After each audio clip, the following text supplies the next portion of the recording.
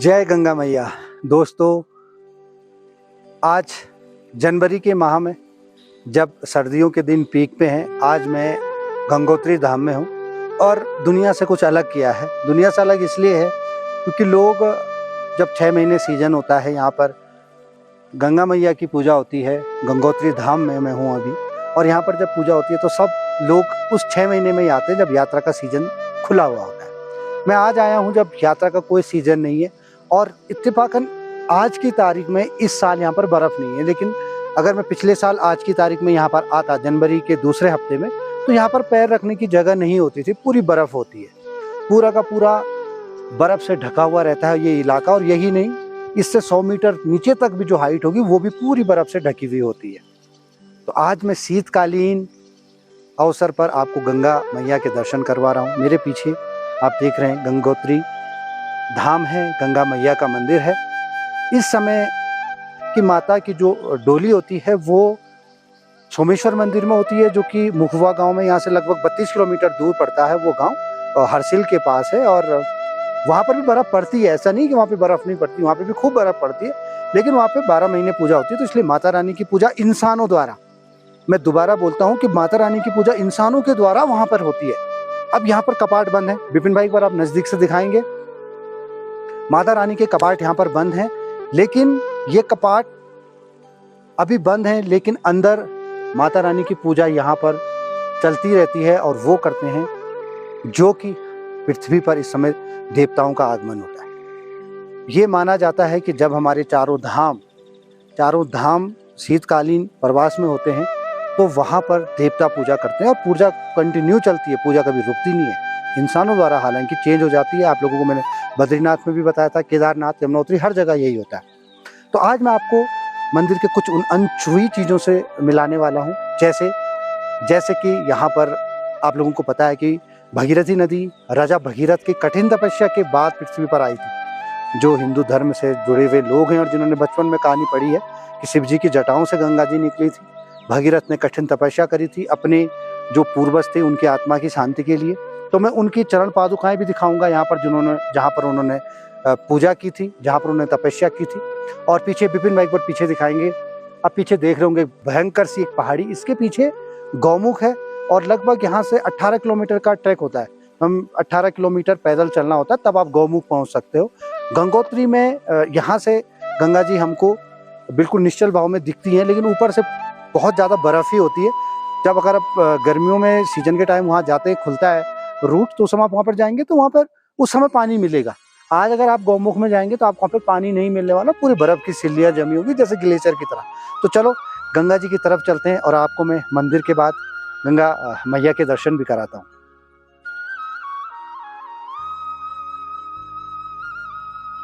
जैसे पीछे मंदिर, और यहाँ से सीढ़ियाँ उतरती हैं नीचे को, और इन सीढ़ियों से नीचे उतर के आप उस स्थान पे पहुँच सकते हैं जिस स्थान पे राजा भगीरथ ने शिव जी की तपस्या की थी। ये इस समय मेरे आने का जो मकसद है वो यही है, ताकि मैं हर एक चीज़ को अच्छे से दिखा सकूं। जब गर्मियों में, जब यात्रा के समय में यहाँ पर आया था तो यहाँ पर पैर रखने की जगह नहीं थी। इतनी भीड़ थी कि तुम अगर अपने साथी का हाथ छोड़ देते हो ना तो वो तुम्हें मिलेगा नहीं। बहुत दिक्कतें होती है उस समय। आप ना कुछ चीज़ ढंग से बता पाते हो, ना आप कोई डिस्कस किसी के साथ कर सकते हो। पूरी पुलिस लगी होती है, वो फटाफट धक्का देते हैं, जल्दी करो जल्दी करो जल्दी करो। तो उसमें कुछ भी नहीं हो पाता, ना आप लोगों को मैं ढंग से दिखा पाता हूँ, और ना सच बताऊँ तो हम लोग जो यहाँ पर आते हैं उस समय वो हम लोग भी खुद तसल्ली से दर्शन नहीं कर पाते। यहाँ पर रिद्धि सिद्धि का गणेश मंदिर है, यहाँ पर मैं आप लोगों को दिखाता हूँ। विपिन भाई एक बार गणेश मंदिर दिखाएंगे, और आइए आपको दिखाते हैं। जय गंगा मैया। तो मेरे पीछे बह रही है विरल अविरल सुंदर और आवाज करती हुई, कलकल करती हुई भागीरथी नदी, जो कि यहाँ से उत्तरकाशी से होते हुए टिहरी जाएंगे। टिहरी डैम का निर्माण इसी भागीरथी नदी पे किया गया है, भिलंगना नदी के साथ जहाँ पे संगम है, और वहाँ से होते हुए देवप्रयाग में जाएंगी। अलकनंदा जी के साथ वहां पे संगम करेंगी और वहां से बनेगी गंगा मैया, जो कि निरंतर चलती रहेगी गंगा सागर तक। तो देखिए इस समय आप लोगों को दिख रहा होगा कि पानी तो है, साथ में बर्फ भी है। ये नज़ारा आपको जब आप यात्रा में आते हैं गर्मियों के समय ये नहीं दिखता, उस समय पानी होता है। तो ये है वो पवित्र स्थान जहाँ पर राजा भगीरथ ने तपस्या की थी शिव जी की, और अभी ये बंद है इस समय, शीतकालीन उस पर बंद रहते हैं दरवाजे। मैं आपको अंदर से दिखाता, एक बार मैं भाई से बोलूँगा नज़दीक से दिखाएंगे। तो यहाँ पर ये जो निशान बने हुए हैं पत्थर के ऊपर, ये उनके बैठने के निशान है। पालती लेके जब हम बैठते हैं पूजा करने के लिए तो वो वाले निशान यहाँ पर है। यहाँ पर बैठ के भगीरथ जी ने तपस्या करी थी शिव जी की, और उसी का तपस्या का परिणाम है कि हमारा देश भारत गंगा जैसी पवित्र नदी को अपने आप में समाये हुए है। और ये देखो, ये जमी है बर्फ और साथ में गंगा मैया। क्या सुंदर नज़ारा है। मैं सच कह रहा हूं दोस्तों, ये नज़ारा हम उस समय नहीं देख सकते थे जब हम यात्रा पे आते हैं। बहुत ही बेहतरीन नज़ारा है। ये देखिए, ये है बर्फ।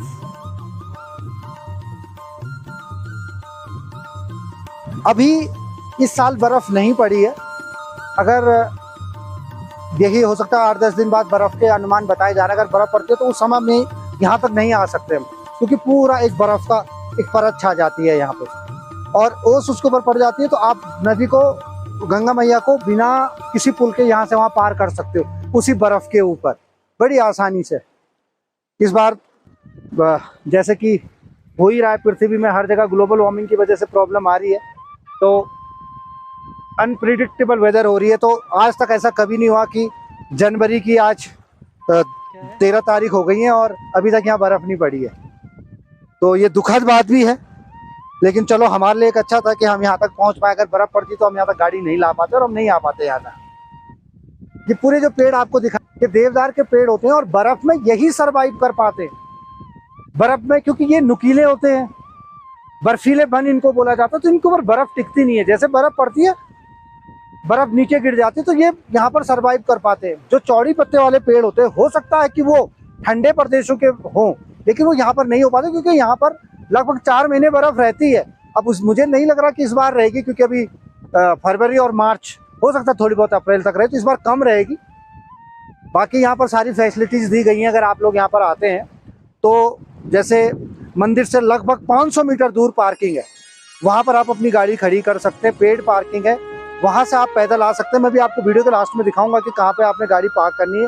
उसके बाद पैदल आना, आपने दोनों तरफ दुकानें होती हैं, दुकानों को पार करते हुए सीधा मंदिर के प्रांगण में आएंगे, और मंदिर के प्रांगण से पूरा वीडियो में आपको दिखा चुका हूँ कि आपने कैसे यहाँ तक आना है। तो मैं आपको जाते हुए भी दिखाऊंगा कि आपने अगर होटल बुक करनी है यहाँ पर आने के लिए, तो आपने कौन सी होटल बुक करनी है। कई होटल ऐसी हैं जो गूगल पे नहीं होंगी लिस्टेड, या किसी booking.com पे या GoAbibo पे लिस्टेड नहीं होंगी, लेकिन यहाँ पर वो बहुत अच्छी सेवा दे रहे हैं और सस्ते भी हैं।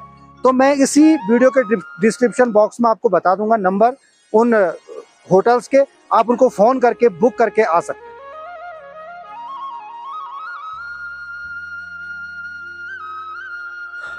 ये पूरे घाट बने हुए हैं, वहाँ से लगभग 200 मीटर लंबे घाट है, और यहाँ पे नहाने की व्यवस्था भी की गई है संगल की, क्योंकि बरसात के बाद जब यहाँ पर आते हैं सितंबर के, स्पेशली सितंबर और अक्टूबर में, तो पानी का बहाव यहाँ तक होता है जहाँ तक ये संगल है। इवन घाट तक पानी आता है। ये जो सीढ़ियाँ देख रहे हैं आपको, यहाँ तक पानी आता है गंगा मैया का, यहाँ नीचे तक। इसलिए नहाने की यहाँ पर पूरी व्यवस्था की गई है। जय गंगा मैया। तो मैं आपको मिलाता हूँ बाबा जी से, जो 12 महीने यहाँ पर रहते हैं। जब यात्रा का सीज़न होता है तब तो रहते ही हैं, उसके अलावा जब यात्री यहाँ कोई नहीं आते, कोई यहाँ पे नहीं होता, 3-3, 4-4 फुट तक बर्फ़ पड़ी होती है, तब भी ये लोग यहाँ पे माता जी की मंदिर के चारों तरफ रहते हैं, हमेशा विद्यमान रहते हैं। और हमारे जैसे कोई भूला भटका यहाँ पे आ जाता है तो अवश्य ही उसको माता जी का प्रसाद देते हैं और यहाँ के बारे में सारी जानकारी देते हैं। तो मैं बाबा जी से पूछूँगा, बाबा जी आप बेसिकली कहाँ के हैं आप? हम भी यहीं के पुजारी हैं मंदिर में। अच्छा, तो आप 12 महीने 12 महीने। और जैसे मतलब अभी खाने पीने की दिक्कत हो जाएगी तो हमने स्टॉक करा हुआ ना सारा सामान, जो भी दिक्कत होती है ना, जैसे जैसे मतलब जैसे बारिश दूध हो गया, हाँ। चीनी हो गया, जो डेली का आइटम है, आटा चावल सारा स्टॉक करे हुए हैं। कितने लोग रहते हैं आप लोग यहाँ कम से कम हम तो यहाँ पुजारी हैं 3-4 आदमी हैं, हाँ। और बाबा लोग सिंगल रहते हैं यहाँ पब्लिक में। तो वो अपने उनका खाना पीना उनका भी स्टॉक करा हुआ है, सबका, ऐसे नहीं कि तो उत्तरकाशी फिर खाना खुद ही बनाते हैं खुद ही बनाते हैं। तो ये भी एक बहुत कठिन तपस्या है। जैसे हम लोग फौज में थे और हम लोग वहाँ पे कठिन तपस्या बॉर्डर पे करते थे, तो हम लोग देश के बॉर्डर पे होते थे और बाबा जी लोग यहाँ, ये भी बॉर्डर है इसके यहाँ से वो हिमालय तिब्बत है। का बॉर्डर बिल्कुल नज़दीक है, ये लोग यहाँ पर हैं। साधना और- करनी पड़ती है, भोजन भी बनाना पड़ता है, सभी चीज देखना पड़ता है। ये भी बहुत बड़ी तपस्या कर रहे हैं। बहुत बहुत धन्यवाद आपका गंगा मैया। चाय जय पानी। गंगा मैया। दोस्तों, कई लोग कहेंगे कि इस समय गंगोत्री जाने का मकसद क्या है जब वहाँ पर माता की पूजा हो ही नहीं रही है। तो मैं आपको बताना चाहता हूँ कि जब पीक सीजन होता है तब भी मैं यहाँ पर आने की कोशिश करता हूँ और आता हूँ। इस माह में आने का मेन कारण यही था कि मैं आप लोगों को बहुत नज़दीक से हर चीज़ के दर्शन करवा सकूँ। सबसे महत्वपूर्ण बात ये होती है कि जब हम पीक सीजन में आते हैं तो हम दर्शन करने आए हैं। उस समय ब्लॉग बनाना, फ़ोटो ऐसे खींचना, वो थोड़ा मुझे कुछ अटपटा सा लगता है, क्योंकि मन में बहुत श्रद्धा होती है और उस समय मन भी नहीं करता कि मैं ये सब चीज़ें बनाऊं, क्योंकि मैं जिस मकसद से आया हूँ पहले मुझे वो मकसद हासिल करना होता है। इस समय आने का मेन कारण मैंने आपको बताया कि कोई भीड़ नहीं है, कुछ भी नहीं है, जो चीज़ हम देखना चाहें वो चीज़ दे सकते हैं, बस सिवाय जो माता जी का गर्भगृह है उसके अलावा। उसके लिए भी हम अभी यहाँ से सीधे सोमेश्वर मंदिर में जाएंगे और वहाँ पर जाकर हम शाम की आरती में शामिल होंगे और माता की पूजा हम वहाँ पे कोशिश करेंगे कि वहाँ पर पहुँचे और वहाँ करें। मुझे उम्मीद है कि आपको इस वीडियो में कुछ महत्वपूर्ण जानकारियाँ मिली होंगी।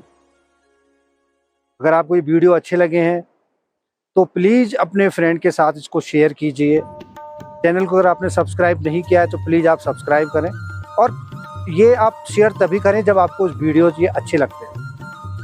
मैं उम्मीद करता हूँ कि मैं आगे भी इससे अच्छे वीडियोज़ और क्वालिटी, तो कंटेंट की जो क्वालिटी है उसको बढ़ाने की कोशिश करूँगा। ये सिंगल हैंडेडली मैं बना रहा हूँ अभी, और दोबारा मैं आपको अगले साल केदारनाथ और यमुनोत्री के दर्शन भी ऐसे ही टाइम में करवाऊँगा जब वहाँ पर कोई ना हो और हम लोग बाकी अगल बगल की चीज़ें देख सकें।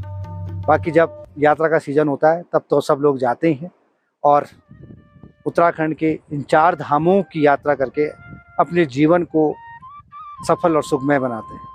तो मिलते हैं नेक्स्ट वीडियो में। जय गंगा मैया।